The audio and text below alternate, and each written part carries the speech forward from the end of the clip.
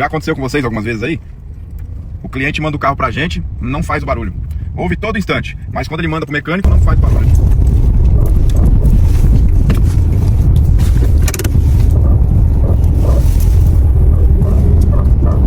Apareceu, miserável! Apareceu, miserável! Agora eu vou postar o vídeo que o cliente nos mandou.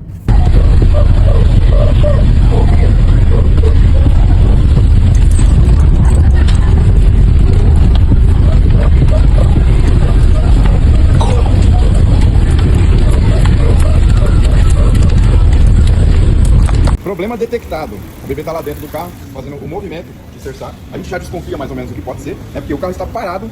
E outra coisa, pessoal, ele não está com o pé no freio. Vai ter alguns casos que vocês vão fazer esse movimento com o pé no freio e o carro vai fazer um barulho. A gente até achou que era. Mas quando vimos o vídeo que o cliente mandou, era totalmente diferente, tá? Então, ou seja, a gente desconfiava que fosse o coxinho do amortecedor, uma bieleta. Coxinho não, rolamento. E é o rolamento do amortecedor. Ó, eu vou encostar o celular aqui na... Vou ver se ele encosta na mola aqui. Ver se dá pra pegar um. Ó. Eu não sei se vai pegar, tá? Mas aqui tem um rolamento que vai lá em cima na carroceria, abaixo do coxinho. Esse rolamento tá com problema. Então por isso que tá dando essa ressonância pra dentro do carro. Bora, bora? Pronto. Então o que acontece? Conseguimos detectar o barulho do carro. E já temos aí o diagnóstico 100%.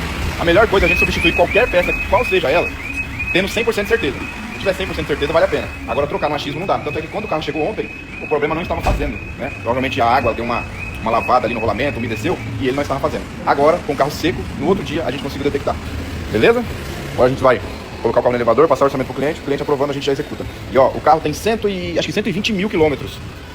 E o carro está muito bom, muito bom. É um probleminha meio que, sabe, ingrato, né? Pela quilometragem do carro. Mas, deu problema, vamos trocar. Bom, esse é um carro que vai começar a chegar agora na oficina de vocês. É necessário, né, fazer a remoção aqui da grade para poder acessar o amortecedor, porque o amortecedor está aqui, ó. Existem vários tipos de pino. Agora, esse pino aqui, ó, quando vocês se depararem com esse tipo de pino aqui, ó, deixa eu trocar a câmera. Ó, como é que eu vou pegar essa pecinha? Não tem como. Então, como que ela funciona aqui, ó? Vocês vão abaixar, ele já destravou. Certo? Então, esse daqui funciona dessa forma. Então, vão ter vários modelinhos. E essa linha Hyundai é campeã nesses pinos aqui, ó. Abaixa e destrava. Aí quando você empurra para baixo, ele trava novamente. Certo? Sem arranhar, sem estragar, tudo no padrão. Bora. Ó, feita a desmontagem, agora a gente tem acesso ali ao coxinho do amortecedor. Bora, bora. Ó, aqui tá muito notável. Esse tipo de rolamento aqui, ó, ele tá travado. Travado, então por isso que o carro faz força. Isso aqui tem que rodar livre, você tem que girar assim, ó, aqui ele tá com estágio. Aqui ele tá livre e aqui ele trava. Ó, então, esse tem uma folga gigantesca. Tá. Assertivo aí o diagnóstico. Ó, o original do carro, né, ele é aberto ali, ó. Ele já levantou, tá vendo? Essa região aqui, ó. Certo? A gente tá colocando outro original aqui, ó. Tá vendo que ele não tá levantado? Ó, olha a diferença. Esse aqui, o retentor, ele já é blindado dos dois lados. Tá vendo? O original do carro não é. Só é de um lado. Agora vai ficar filé do boi. Ele encaixa aqui. Claro que ele não tá preso ainda, né? Mas ele vai rodar livre. Esse daqui tava travado. E ó, a questão do coxinho, ó. Tá vendo? Ó, a mão aqui, ó. Aí a gente olha aqui, ó. A gente só tem uma certeza aqui, ó. Acúmulo de água. Deixa eu alterar aqui, ó. Acúmulo de água. Mesmo ele tendo uma borracha aqui em cima, ainda passa. Então o que a gente faz? Na montagem a gente vai passar um pouquinho de graxa do novo, né? Porque se o novo vier blindado, beleza. Se não, se vier assim, a gente passa uma graxinha nele pra colocar a tampa, pra não ter problema de novo. E vamos lá, ó, a gente tá concreto aqui. Estamos fazendo o diagnóstico. Amortecedor pesado esse, hein? Chilatara. Aqui vocês vão se... como que é? Vocês vão se surpreender. Olha aí, ó. Abaixo de 8 kg força, a peça apresenta mau funcionamento. Pronto. Tá com 10 kg. Vai voltar pro carro. Vambora. Dressur, líder em equipamentos. Ó, podemos notar que a quilometragem desse carro, ó, 128.431.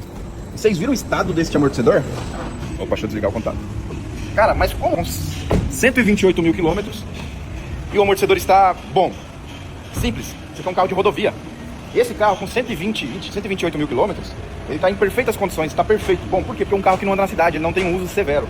Então o amortecedor precisa ser analisado não só o carro, mas o jeito que o cliente anda, aonde o cliente anda. Por exemplo, é um carro que já era para ter trocado, tanto na quilometragem, tanto na data. Mas vai trocar à toa. O amortecedor do carro está na sua melhor performance. Por quê? Carro de rodovia. Vamos trocar só o necessário mesmo. Bora.